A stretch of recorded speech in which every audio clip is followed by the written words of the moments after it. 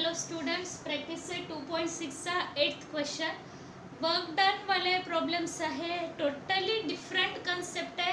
आतापर्यंत एकाही प्रॉब्लेममध्ये हा कन्सेप्ट झालेला नाही आहे.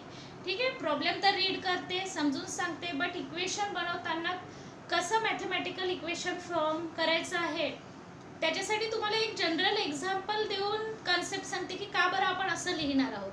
तो कन्सेप्ट समजला तर प्रॉब्लेमचं मॅथमॅटिकल इक्वेशन कंडिशनवरून कसं बनवलं आहे हे तुमच्या लक्षात येईल. ठीक आहे, सगळ्यात महत्त्वाचं आहे की जो एक जनरल कन्सेप्ट सांगणार आहे तो समजला पाहिजे. क्वेश्चन समजून घेऊया. पहिले काय दिलं आहे, Pintu takes 6 days more than those of Nishu to complete a certain work. आता फर्स्ट सेंटेन्स वरून आपल्याला असं लक्षात येतं की दॅन वर्ड आलाय म्हणजे कंपॅरिझन आहे. कोणत्या दोघांमधली? पिंटू आणि निशू. पिंटू आणि निशू हे दोघं जण एकच काम करत आहे आणि पिंटू टेक्स 6 days मोर, पण पिंटूला तेच काम करायला 6 दिवस जास्त लागतात. कोणापेक्षा? निशूपेक्षा. हो ना. तर दॅन आलं तर मग एक्स कोणासाठी घ्यायचं आहे, कारण दोघांसाठी दोन सेपरेट व्हेरिएबल नाही घेऊ शकत. हा लिनियर चॅप्टर असता ते एकासाठी एक्स आणि दुसऱ्यासाठी वाय घेतला असता. बट क्वाड्रॅटिक इक्वेशनचा क्वेश्चन आहे, क्वाड्रॅटिक इक्वेशन फ्रेम करायचं आहे तर एकच व्हेरिएबल. मग एक्स कोणासाठी? तर तुम्हाला नेहमीच सांगते दॅन नंतर ज्याचं नाव आलं, कोणाचं नाव आलंय बघा, दॅन नंतर निशूचं आलंय तर निशूसाठी एक्स लिहाल. तर काय लिहूया सोल्युशन मध्ये, let Nishu takes x days to complete certain work alone. आता कोणतं काम करतोय ते नाही दिलं आहे म्हणून सर्टन वर्क अलोन. समजा एकटाच काम करत असला निशू तर त्याला एक्स दिवस लागतात. ठीक आहे, तर मग पिंटूला किती दिवस लागत असेल? देअरफॉर पिंटू टेक्स किती दिवस लागतील त्याला? 6 days मोर. आता मोर साठी कोणता सिम्बॉल यूज करायचा? Plus symbol. हे बरेच वेळा आपल्याला झालेलं आहे. तर पिंटू टेक्स 6 days मोर म्हणजे याला x दिवस लागतात, त्यापेक्षा 6 दिवस जास्त म्हणजे +6.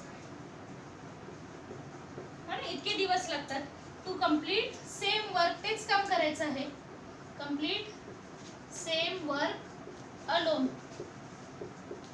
ठीक आहे, फर्स्ट सेंटेन्स वरून एवढं लिहिलं आपण. इफ दे वर्क टुगेदर, आता त्या समजा त्या दोघांनी एकत्र मिळून काम करायचं ठरवलं तर काय होते? They finish it in 4 days. तर 4 दिवसातच त्यांचं काम फिनिश होतं म्हणजे पूर्ण होतं. एकत्र मिळून केलं म्हणजे दोघांच्याही कामाची काय कराल तुम्ही? ॲडिशन कराल. हो ना, एकत्र म्हटलं तर टोटल कराल. In 4 days. How many days would it take to complete the work if they work alone. पण समजा आता एकत्र मिळून केलं तर 4 दिवसात कम्प्लीट होते. ओके, पण समजा निशूने एकट्यानेच ते काम केलं तर मग त्याला 4च दिवस लागतील का? नाही. एकत्र केलं तर 4 दिवस, एकट्याने करेल तर 4 दिवसापेक्षा जास्तच दिवस लागतील. सेम तसंच पिंटूला कामाची स्पीड किती असो पण तो एकटा करेल तर त्याला पण 4 days पेक्षा जास्तच दिवस लागतात. तर एकट्याने काम केलं तर निशूला किती दिवस लागतात ते काम पूर्ण करायसाठी, फिनिश करायसाठी, आणि पिंटूला किती दिवस लागतात हे विचार. क्वेश्चन तर समजला असेल तुम्हाला. हे जे काय फर्स्ट सेंटेन्स वरून लिहिलेलं आहे हे ऑलरेडी प्रिव्हियस प्रॉब्लेम्स मध्ये या टाईपचं झालंय. कंपॅरिझन आलं तर कोणासाठी एक्स घ्यायचा, x+6 कसं आलेलं आहे, आणि टुगेदर किती डेज लागतात ते पण लिहून घेते. Given information, number of days required if both work together. किती दिवस लागतात दिलंय क्वेश्चन मध्ये? 4 days. आपण डायरेक्ट या दोघांची ऍडिशन नाही करू शकत. याला x दिवस लागतात, याला x+6 दिवस लागतात, तर 4 का नाही करू शकत? समजा फॉर एक्झाम्पल एकट्या पिंटूने काम केलं तर 2 दिवस लागत आहे. ठीक आहे, निशूने काम केलं तर 6 दिवस लागत आहे, आणि दोघांनी एकत्र काम केलं तर मग काय 8 दिवस लागणार आहे का? नाही. मग दोघांनी एकत्र केलं तर 4 दिवसात काम कम्प्लीट होणार आहे. हो की नाही? दोघांनी एकत्र, एकाला समजा 2 दिवस लागत आहे, दुसऱ्याला 6, ते एकत्र केले तर 8 दिवस थोडीच लागतात. एकत्र केलं तर ते काम लवकर पूर्ण होते, 4च दिवस लागतात. तर आपण डायरेक्टली यांची ॲडिशन तर करू शकत नाही कारण ते लॉजिक मध्ये बसत नाही. मग कुठला कन्सेप्ट यूज करायचा? एक जनरल लॉजिक लिहिते आहे, समजून घ्या. तेच रिलेशन या प्रॉब्लेम मध्ये यूज करायचं. सपोज ही एक वॉल आहे ही आपल्याला पेंट करायची आहे. ही पेंट करायचा सपोज किती दिवस लागत असेल, हो ना. एक माणूस एका दिवसात जेवढं काम करतो, अज्युम करायचं की दुसऱ्या दिवशी पण तो तेवढंच काम करतोय. कामाची स्पीड वाढवली किंवा स्पीड कमी केली असं नाहीये. ज्याची कामाची जेवढी स्पीड आहे ती तेवढीच राहणार आहे. एकत्र काम करू नाही तर सेपरेट काम करू. ठीक आहे. तर समजा ही वॉल आहे आणि ही आपल्याला पेंट करायची आहे आणि हे माहिती आहे की ही वॉल 4 दिवसात पेंट होते. मग एका दिवसात ही वॉल किती पेंट होईल? ठीक आहे. या वॉलचे इक्वली 4 पार्ट्स केले, 4 भागापैकी एकच भाग काम होईल. ठीक आहे. दुसऱ्या दिवशी किती पेंट होईल? एवढी, म्हणजे 4 भागापैकी 2 भाग पेंट होतील. 4 पार्ट्स पैकी 2 पार्ट्स म्हणजे अर्धी पेंट झाली. तिसऱ्या दिवशी किती पेंट होईल? 4 भागापैकी 3 भाग पेंट होईल. चौथ्या दिवशी किती होईल? 4 भागापैकी 4ही भाग पेंट होतील, म्हणजे 4/4 1 म्हणजे कंप्लीट 1 वॉल पेंट झाली. हा कन्सेप्ट यूज करायचा आहे. तर आपल्याला दुसऱ्या तिसऱ्या दिवशी चौथ्या दिवशी नाही काढायचं आहे. पहिल्या दिवशी म्हणजे एका दिवसाला किती काम होत आहे. तर ही जर वॉल पेंट करायची आहे आणि जर त्याला 4 दिवस लागत आहे तर एका दिवसाला किती पेंट होते? 1/4. समजा हीच वॉल 4च्या ऐवजी 3च दिवसात पेंट होत असेल एखाद्या व्यक्तीकडून, समजा निशूकडून असं आहे आणि पिंटूकडून असे होते. सो फॉर एक्झाम्पल कोणाही कडून जर 3 दिवसात पेंट होत असेल तर एका दिवसाला किती भाग पेंट झाला? 3 पैकी 1. ही वॉल जर 4 दिवसात काम पूर्ण होत आहे तर एका दिवसाला 4 पैकी. ही वॉल जर 3 दिवसात काम पूर्ण होत आहे तर 3 पैकी 1. म्हणजे यावरून तुमचं काय लक्षात आलं कन्सेप्ट? एका दिवसाला म्हणजे पहिल्या दिवशी म्हणा किंवा एका दिवसाला किती काम होतं हे यावरून कॅल्क्युलेट होतं. ठीक आहे. मग हा कोणाचं नाव लिहिलं आपण? निशू. निशूला जर 4-3 दिवस नाही एक्स डेज लागतात तर एका दिवसाला त्याला किती काम होत असेल? किती जे काय तो काम करतोय तो एका दिवसाला किती काम करत असेल?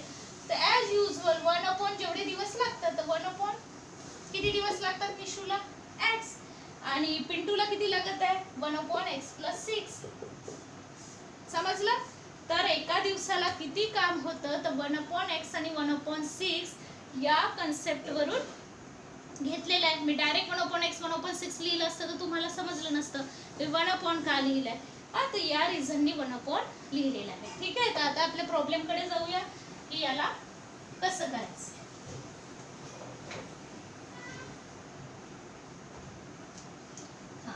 तर work done bye Nishu in 1 day find करायचं आहे. Therefore work done bye Nishu in 1 day. मग एका दिवसाला तो किती काम करेल? 1/x. एवढा पार्ट जे कोणतं काम असेल त्याचा 1/x पार्ट करेल. Then same work done by Pintu in 1 day. Pintu किती काम करेल? त्याला x + 6 दिवस लागतात तर 1/. तर हे वर्क डन वाले ज्यावेळेस प्रॉब्लेम येतात की यांनी एवढं काम केलं त्यांनी तेवढं काम केलं मग एकत्र मिळून एवढं काम होते, तर वर्क डन वाल्या कन्सेप्टमध्ये ऑलवेज एका दिवसाचं वर्क फाइंड करायचं आहे. तर 1/1 कंपल्सरी लिहावं लागते. का बरं 1/? तुम्हाला आत्ताच एक एक्झाम्पल घेऊन एक्सप्लेन केलं. ठीक आहे. मग तुम्ही एका दिवसाला निशू एवढंच काम करणार आहे. एकटा करूया कोणासोबत करू? पिंटू एका दिवसाला एवढं काम करणार आहे. आता दोघांनी एकत्र मिळून जर काम केलं तर त्यांना किती दिवस लागतात? 4 दिवस लागतात.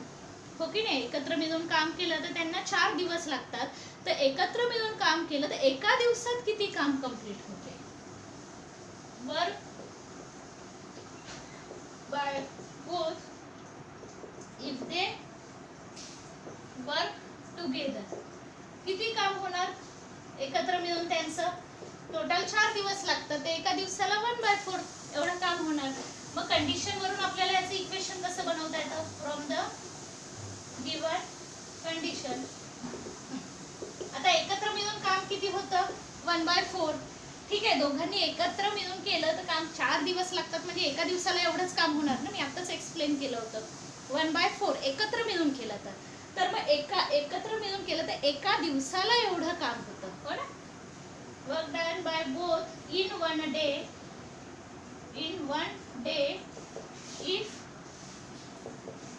If they work together. एका दिवसाला दोघांनी मिळून एकत्र काम केलं तर टोटल 4 दिवस लागतात, तर एका दिवसाला 1/4 काम.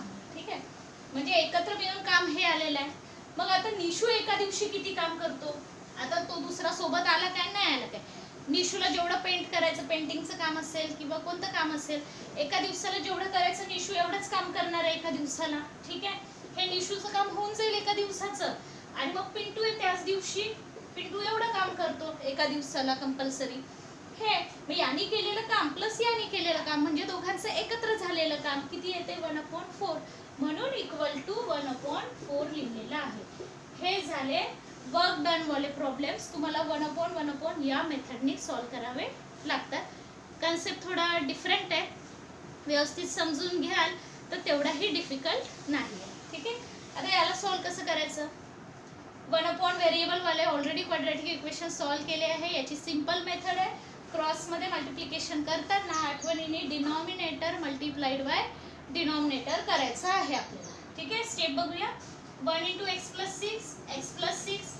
1 लिहत नाही कारण 1 ने मल्टिप्लाय केल्यावर तेच आन्सर भेटणार आहे. ठीक आहे, sign as it is 1 × x 1x means x1 लिहत नाही. आठवणीने डिनॉमिनेटरने मल्टिप्लाय करावं लागते आणि मल्टिप्लिकेशन करताना जर प्लस मायनस आहे तर ब्रॅकेट द्यावा लागतो. याला नाही दिलं तरी चालेल कारण इथे प्लस मायनस नाही आहे, पण इथे आहे ना, तर इथे मल्टिप्लिकेशन करताना ब्रॅकेट 1/4 ॲज. आता लाईक टर्मचं कॅल्क्युलेशन करूया. 1x 1x 2x नंबरची ॲडिशन होते. ॲडिशन होताना पॉवर चेंज होत नाही. +6 ॲज इट इज. हे वरचे खालचे कॅन्सल नाही करायचे, ॲडिशनचे साईन आहे. प्लस मायनस साईन असल्यावर न्यूमरेटर डिनॉमिनेटर कॅन्सल होत नाही. मल्टिप्लिकेशन साईन असते तर कॅन्सल झालं असतं. ओके, इथे या दोघांची तर ॲडिशन होणार नाही आहे, तर ब्रॅकेट मल्टिप्लिकेशन x × x² बघा, मल्टिप्लिकेशन होताना पॉवर चेंज झाला, ॲडिशन होताना झाला का नाही. Sign as it is x × 6 6x = 1/4. हे 6 कॅन्सल करायचे नाही, मध्ये प्लस साईन आहे.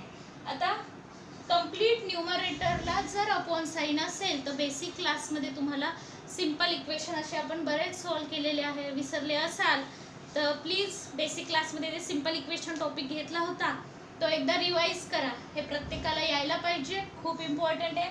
याच्याशिवाय मॅथ्स नाही आहे, त्याच्यामुळे सिंपल इक्वेशन तर आलंच पाहिजे. ठीक आहे, नाही तर बेसिक क्लासचे प्रॉब्लेम्स रिवाईज करा, प्रिव्हियस व्हिडिओ बघा, स्टार्टिंगचे व्हिडिओज. हां, काय कंप्लीट न्यूमरेटरला अपॉन असेल तर डिव्हिजन, त्या साईडला गेलं तर मल्टिप्लिकेशन. ठीक आहे, आता हा याला मल्टिप्लाय होतोय, प्लस साईन आहे तर ब्रॅकेट दिला मी. डिव्हिजन त्या साईडला गेलं तर मल्टिप्लिकेशन. ओके, आता ब्रॅकेट मल्टिप्लिकेशन 4 × 2 8x + 4 × 6 24. यानी 1 ने मल्टिप्लाय केलं काहीच फरक नाही पडत, तेच आन्सर येत असते. ॲज इट इज लिहिते.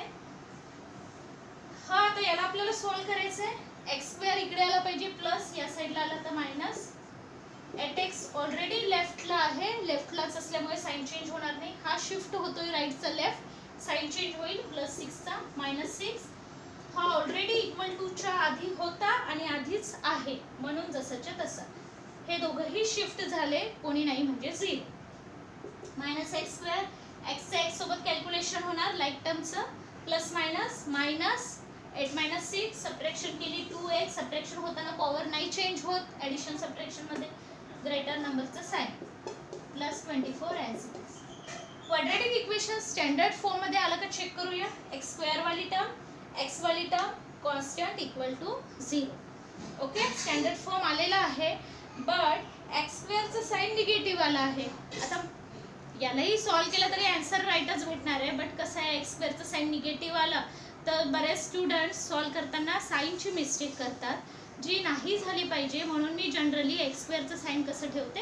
पॉझिटिव्ह. तर मायनस आहे तर प्लस. आता हा x² कुठेही शिफ्ट झालेला नाही आहे, शिफ्ट नाही झाला, तिथेच आहे. स्टील मी साईन चेंज केलं आहे. तर प्रिव्हियस प्रॉब्लेममध्ये सांगितलं जर असं केलं, तिथल्या तिथेच ठेवलं तरी साईन बदलवलं तर कंप्लीट इक्वेशनचं बोथ साईडचं साईन चेंज करावं लागतं. त्याच्यामुळे मग आता हा प्लस आहे तर काय होईल? मायनस. हा प्लस आहे तर काय होईल? Minus = 0.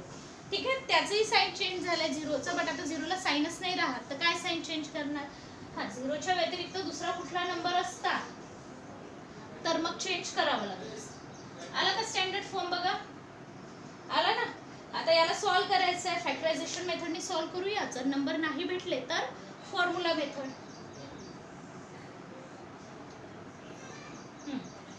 1 into -24 -24 minus means subtract. Okay, subtraction कधी होतं? डिफरंट साइन असलं तर. हो ना. मिडल टर्म मध्ये मिडल टर्म कोणती आहे? -2. आता असे दोन नंबर्स फाइंड करायची आहे ज्याचं मल्टिप्लिकेशन 24 येतं आणि त्याच दोघांची सबट्रॅक्शन 2, कारण सबट्रॅक्ट लिहिलं. आता हे दोन नंबर आहेत 6 into 4 पण आणि 8 into 3 पण. बरेच नंबर आहे ज्याचं मल्टिप्लिकेशन 24 येतो. 6 into 4 24, 8 into 3 24 येते. 8 3 24, 9 चौक 24. मग सबट्रॅक्शन 2 कोणाचं येतं? या दोघांचं मायनस केलं तर 2 येतं, याचं मायनस केलं तर 2 येतं का? नाही. तर ही पेअर रॉंग आहे. कोणती पेअर घ्या? ही. याचं मल्टिप्लिकेशन 24 येतं, याची सबट्रॅक्शन 2 येते. ठीक आहे, नंबर तर मिळाले आपल्याला. तर साइन, हे साइन ऑलवेज इथलं साइन जे कोणतं असतं ते ग्रेटर नंबरला. मग ग्रेटर नंबर तुमचा इथे असो नाही ते इथे असो. ठीक आहे. मग आता तिथे कोणतं साइन द्यायचं? ही साइनची इन्फॉर्मेशन काय लिहिली आहे? Different sign. मग मायनसला डिफरंट, प्लस. ठीक आहे, नंबर्स मिळाले साइन विथ देअर साइन. आता सॉल्व करायचं आहे. स्टँडर्ड फॉर्म लिहिते आहे. लिहिला स्टँडर्ड फॉर्म. आता याला सॉल्व कसं करायचं बघा. First term as it is मध्ये फाइंड केलेले numbers with their sign as well as middle टर्मचा व्हेरिएबल आणि last term as it is equal to 0. समजलंय? First term last term as it is equal to 0 मध्ये find केलेले number त्याच्या sign सोबत. Already हे फॅक्टरायझेशन मेथड बरेच students तुम्ही सॉल्व करू शकता. बरेच प्रॉब्लेम झाले आहे आपले असे. स्टिल तुमच्यासाठी मी एक्सप्लेन करते. कॉमन कोण निघतो? नंबर आहे का निघाला? नाही आहे. तर व्हेरिएबल फक्त 2 पैकी एक एक्स गेला, एक एक्स राहिला. Sign as it is x होता तो गेला, कोण राहिला? 6. हाच ब्रॅकेट इथे लिहायचा. ठीक आहे ना, हाच ब्रॅकेट इथे लिहिला. आता सेकंड ब्रॅकेटच्या समोर काय लिहायचं असतं? सेकंड अंडरलाईनची स्टार्टिंग बघायची. कोण आहे? एक्स आहे तर लिहायची गरज नाही. कोण नाही आहे तो लिहायचा. तर +4. तर प्लस नाही लिहिला तर चालतो असं नाही राहत. कंपल्सरी प्लस लिहायचं. इथे मी नेहमीच सांगते तुम्हाला +4 लिहायचं. लिहिला. मग सेम सेम याचा एक ब्रॅकेट. ठीक आहे, आणि हे उरलेलेचे दुसरा ब्रॅकेट. ह्या दोन ब्रॅकेटच्या मध्ये कुठलंच साइन द्यायचं नाही. प्लस सुद्धा नाही द्यायचं कारण मल्टिप्लिकेशन साइन आहे. Either first bracket equal to 0 और सेकंड ब्रॅकेट इक्वल टू 0. -6 त्या साईडला गेले तर +6, +4 त्या साईडला गेले तर -4. आता एक्स काय आहे ते बघूया. एक्स काय होतं पहा बरं. एक्स काय होतं? किती दिवस काम केलं निशूने. आता किती दिवस काम केलं हे काय निगेटिव्ह असते का? कोणी असं म्हणतं मी -4 डेज काम केलं, मी -2 डेज काम केलं. काम positive, number of days positive असतात ना. मी 2 दिवस काम केलं, 1 दिवस निगेटिव्ह थोडी असतं. तर वर्क डन आहे. Work done, work can not be negative, म्हणून -4 व्हॅल्यू आपण रिजेक्ट करणार आहोत. कोणती व्हॅल्यू घेणार आहोत? 6. ठीक आहे. वर्क नेव्हर बी निगेटिव्ह. ठीक आहे. -4 रिजेक्ट केली आहे तर स्पेस नाही आहे तेवढी मी लिहत नाही आहे, तुम्ही लिहून घ्याल. x equal to -4 is rejected. तर x ची व्हॅल्यू किती राहील? 6. आता तुम्हाला क्वेश्चन मध्ये x इक्वल टू -4 ही रिजेक्ट केलेली व्हॅल्यू आहे. ठीक आहे, एक्सेप्ट कोणती केली? 6. फाइंड काय करायचं होतं? How many days would it take to complete the work if they work alone. तर ते एकट्याने काम केलं तर त्यांना किती दिवस लागतात? तर निशूला किती दिवस लागतात? x म्हणजे 6 डेज आणि पिंटूला x + 6. x च्या जागेवर x ची व्हॅल्यू टाकूया. 6 + 6 12 डेज. म्हणजे निशूला 6 डेज लागतात आणि पिंटूला 6 + 6 12 डेज लागतात सेम वर्क कंप्लीट करायसाठी, फिनिश करायसाठी. तर मी तेच लिहिणार आहे. देअरफॉर पिंटू टेक्स, निशू नाही लिहित पहिले, पिंटू लिहिते. निशू लिहिलं तरी चालते. निशू टेक्स x डेज म्हणजे 6 days and Pintu takes x plus 6 म्हणजे 6 प्लस 6 12 डेज. ठीक आहे. Nishu text 6 days. निशूला किती दिवस लागतात? x म्हणजे x ची value 6 and Pintu takes x plus 6 तर x च्या जागेवर x ची व्हॅल्यू टाकली आहे.